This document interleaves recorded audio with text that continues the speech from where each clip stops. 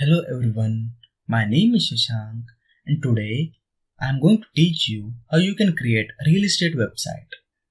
Today you will learn how you will be able to customize your home page, how you will be able to create a real estate website with multiple properties, how you will be able to create a single property and boost them with Facebook ads or Google ads.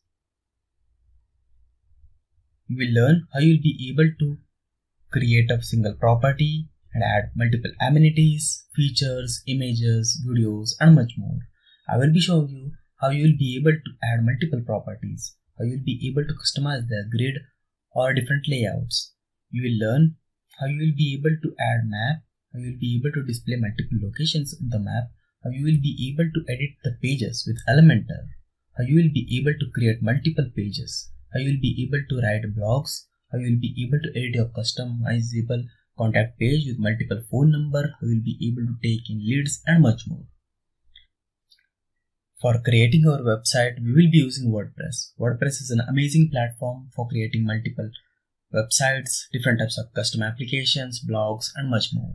I will be showing you how you can install your WordPress in your hosting, how to install themes and much more. At the end of this class, you will also learn how you can speed up your website and do some SEO as well.